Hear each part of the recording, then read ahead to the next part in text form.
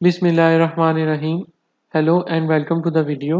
इस video tutorial में हम असेंबली फ़ीचर्स के बारे में पढ़ेंगे। असेंबली फ़ीचर्स को असेंबली के टैब में इसलिए ऐड किया गया है ताकि हम मल्टीपल कंपोनेंट की असेंबली आसानी के साथ कर सकें।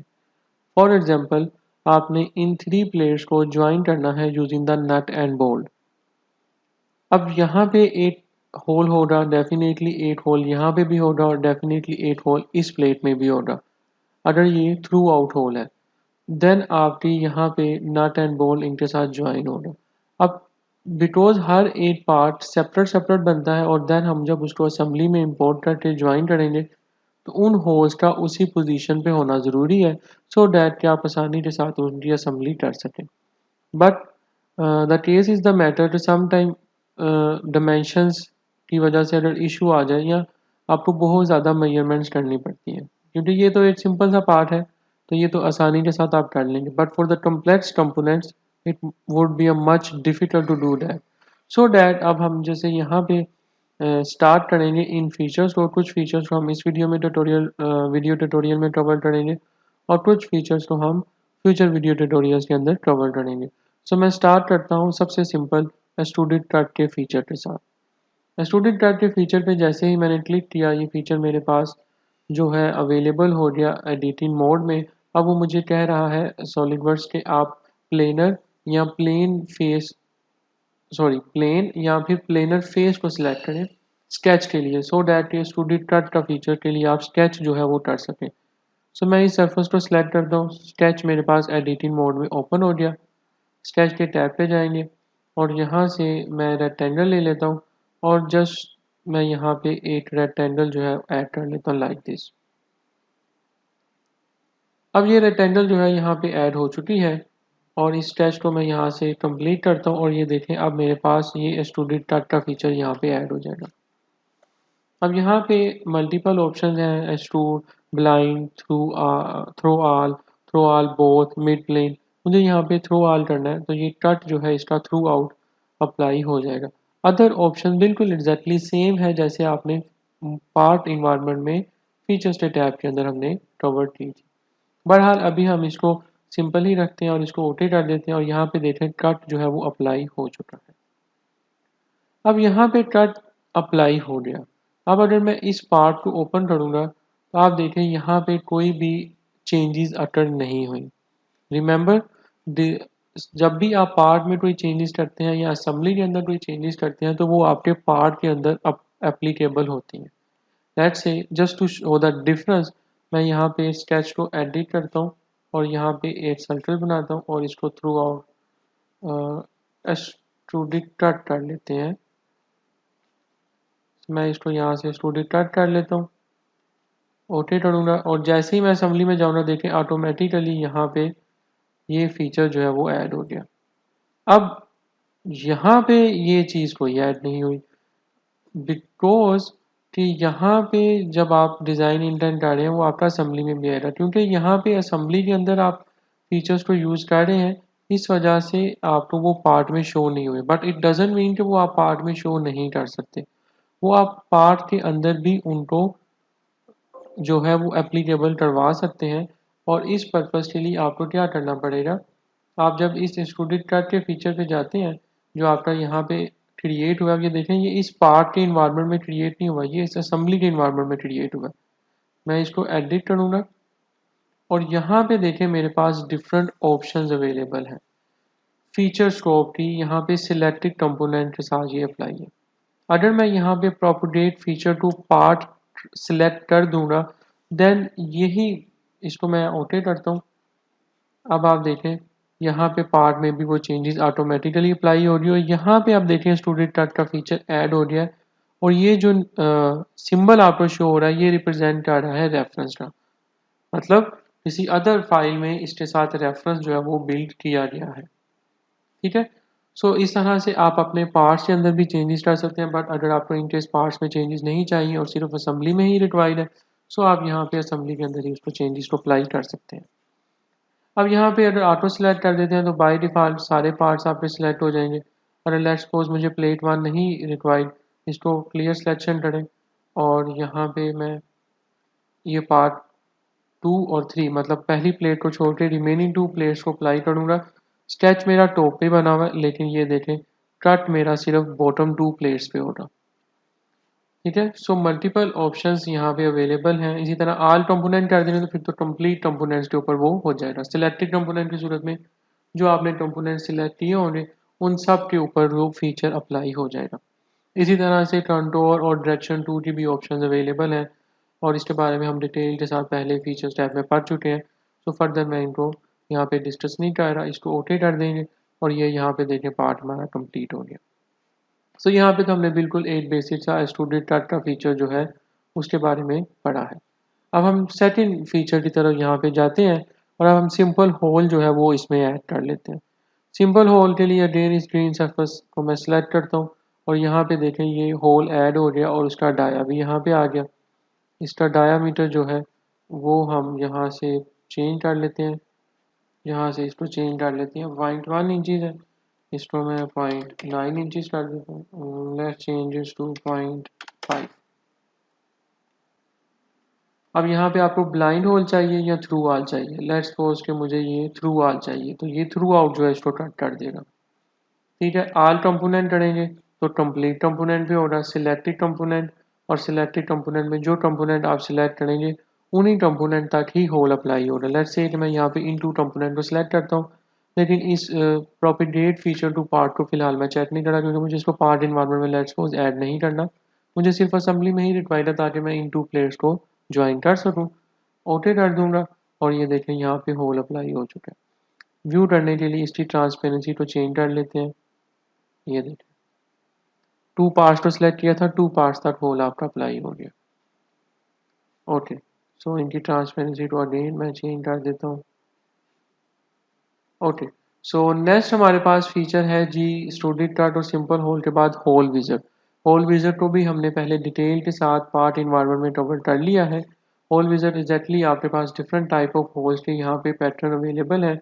लेट्स सपोज कि मुझे काउंटर सिंक होल चाहिए और इसकी फर्दर आगे स्टैंडर्ड्स बताएं ANC इंचज़ और मीट्रिक है।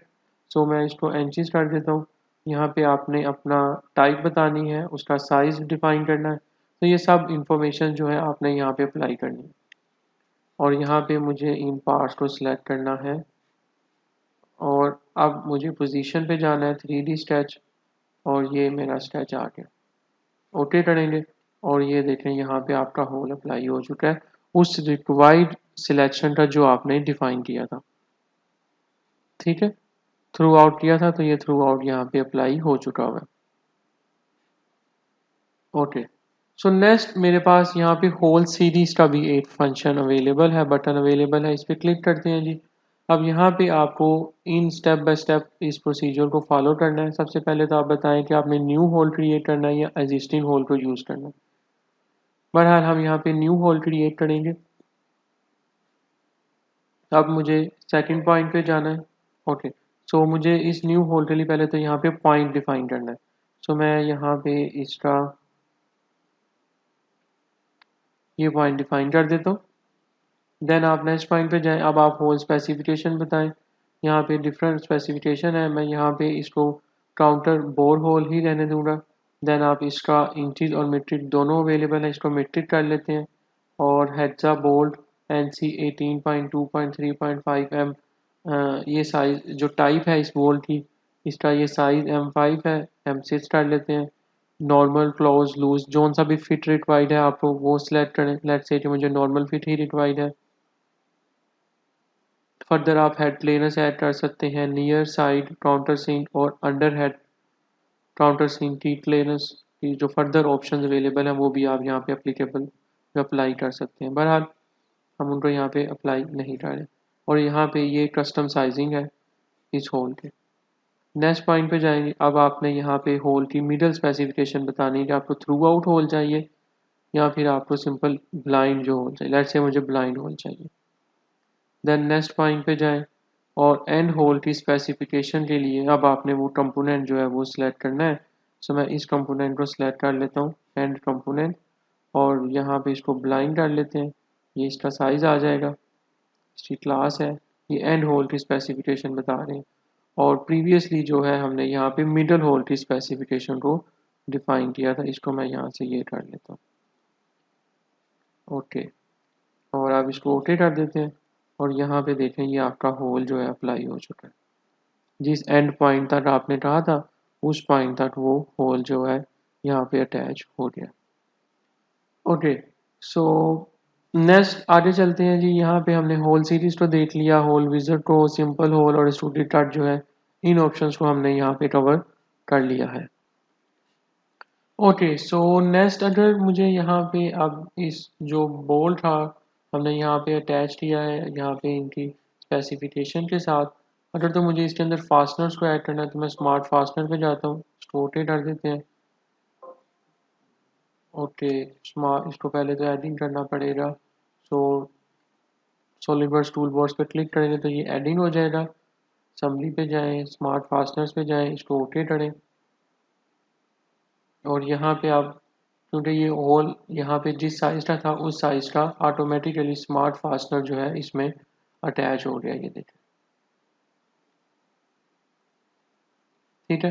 फर्दर आप उसका साइज और वो सारा कुछ जो है वो इसके अंदर देख सकते हैं, क्योंकि ये बॉटम तक आ रहा है, हमने यहाँ तक क्रिएट किया, तो आप उसका साइज भी एडजस्ट कर सकते हैं।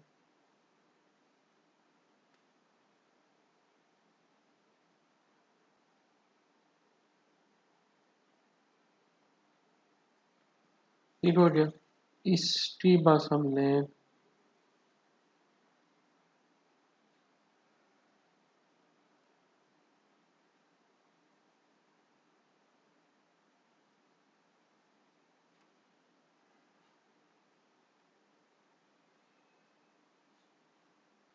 मैंने इसको थ्रू ऑल कर दिया ताकि वो उसके साथ ही अटैच जो है वो हो जाए। ओके, यहाँ पे हमने होल सीरीज को जो है वो भी कवर कर लिया है। ओके, सो नेक्स्ट आगे चलते हैं जी। अब हमने यहाँ पे hole series, hole wizard, simple hole, extruded cut जो है इसको देख लिया है। अब हम फिलर की बात करते हैं। और समटाइम असेंबली के अंदर जब आप मल्टीपल प्रोडक्ट्स को, कंपोनेंट्स को ज्वाइन करते हैं तो आपको फिलर्स जो है या शेम्फर्स जो है वो रिक्वायर्ड होता है। तो कंप्लीट कंटिन्यूस इक्वल साइज का फिलर अटैच करने के लिए आप इस तरह से असेंबली के अंदर भी उसको ऐड कर सकते हैं, बट दिस टाइम आपको असेंबली के अंदर वेरिएबल फिलर और फुल राउंड फिलर की ऑप्शन अवेलेबल नहीं होगी, ठीक है। तो इसका फुल प्रीव्यू कर देते हैं और इसको 0.1 इंचज़ की फिलर अप्लाई कर देंगे, तो ये देखें यहाँ पे फिलर अप्लाई हो जाएगी। इसी तरह से अगर आप इसको भी प्रोपिगेट कर देंगे टू फीचर्स पार्ट, तो वो पार्ट्स में भी अटैच हो जाएगी। सो अल्टीमेटली इस असेंबली फीचर्स का, जैसा मैंने पहले बताया, मेन बेनिफिट यही है, ये जो बेसिक आपके फिलर, शैम्फर, होल, जो आपकी असेंबलिंग के लिए ये चीज़ें यूज़ होती हैं, इन फीचर्स को यूज़ किया जाता है, वो आप अगर असेंबली में कर लेंगे तो पार्ट्स के अंदर वो different complex geometries, different complex component की सूरत में आपको फिर बहुत ज़्यादा कैलकुलेशन से जो है आपको रिलीफ जो है वो मिल जाता है इसी हद तक। ओके, सो फिलर के बाद अब हम यहाँ पे शैम्फर को भी देख लेते हैं। तो यहाँ पे ये देखें मेरे पास शैम्फर की ऑप्शन भी अवेलेबल है। अब मैं इस शैम्फर पे जाऊँगा और मुझे डिस्टेंस स्पेसिफाई किया और ये मैंने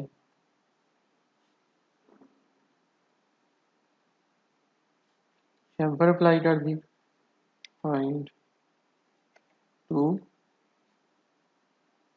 और ये देखें आपके पास शैम्फर्ड आ जाएगी। अच्छा, आप देखें जैसे ही मैंने फिलर और शैम्फर अप्लाई किया था, यहाँ पे कुछ other linear pattern, circular pattern, mirror, table driven, sketch driven, ये कुछ ऑप्शन भी अवेलेबल हो रही हैं। बट इसके साथ ही वेल्डेड फीचर की ऑप्शन यहाँ से डिसअपियर हो रही है। सो डोंट वरी, हम उसको वापस री यूज़ कर सकते हैं। बहरहाल हमने यहाँ पे फीचर के असम्बली फीचर्स के अंदर शैम्फर और फिलर को भी स्टडी कर लिया है। सो अब हम यहाँ पे वेल्ड बीट को देख लेते हैं। सो वेल्ड बीट्स को अप्लाई करने के लिए इन दो प्लेयर्स की तरह मुझे थोड़ा सा शैम्फर रिक्वायर्ड होगा। सो मैं इस पार्ट को एडिट कर लेता हूँ पहले तो, और अब मैं यहाँ पे शैम्फर्ड ऐड करूँगा।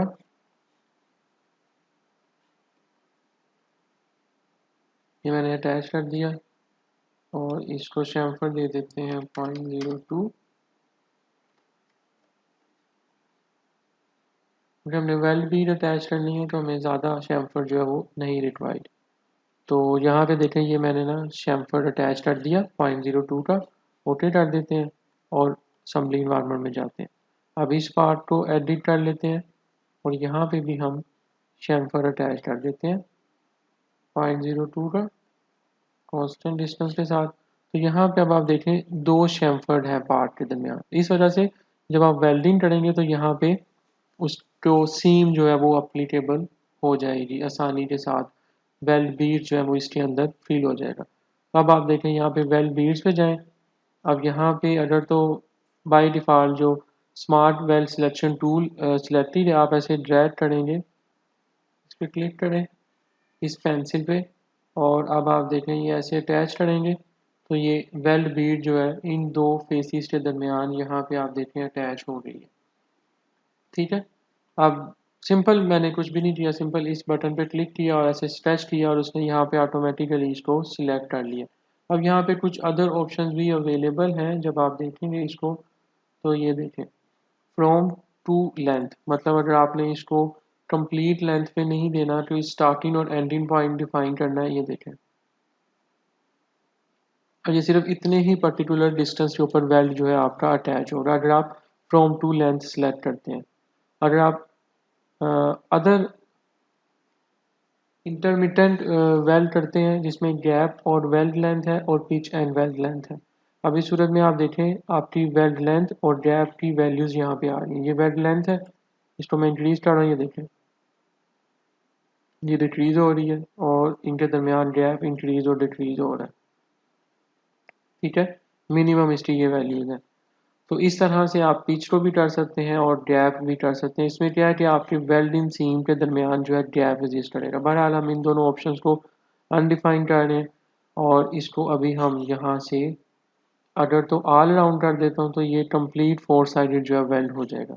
बहरहाल मुझे इसी सिलेक्शन पे ही करना है क्योंकि हमने अदर साइड पे भी कोई भी शैम्फर जो है वो अटैच नहीं किया। बोथ साइड करूँगा तो दो साइड पे चला जाए। तो जो ऑप्शन आपको बेस्ट सूटेबल होगी आपकी पर्टिकुलर कंपोनेंट के हिसाब से वो आप अप्लाई करके इसको यहाँ से ओके कर दें और यहाँ पे देखें वेल्ड बीट अटैच हो चुकी है, लेकिन आपको यहाँ पे शो नहीं हो रही।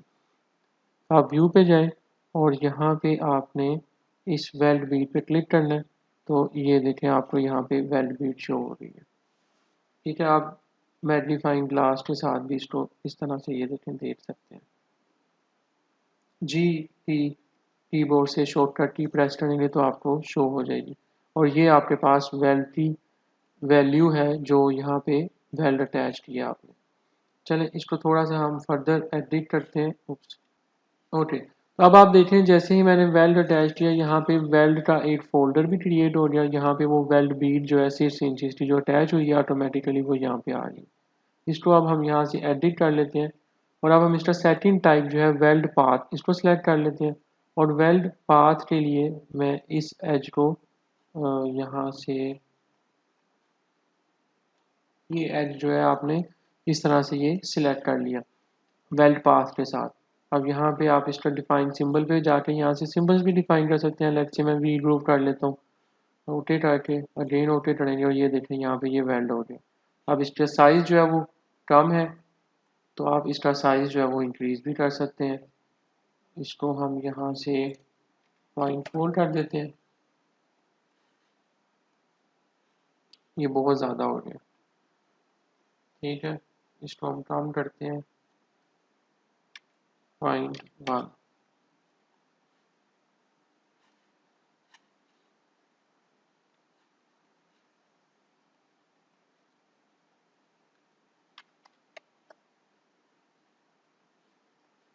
इस तरह से आप इसको कंट्रोल कर सकते हैं। बहरहाल हम वापस अपनी जो वेल ज्योमेट्री की ओरिजिनल पोजीशन थी उसके मुताबिक ही जो by default automatically well create हो गया था उसको हम यूज़ करते हैं यहाँ पे और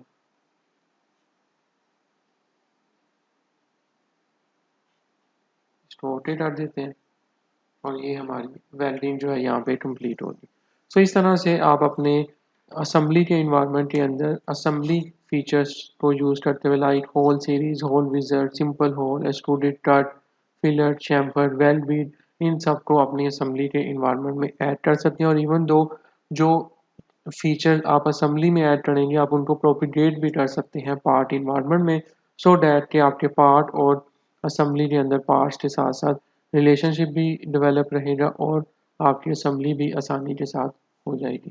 थैंक यू।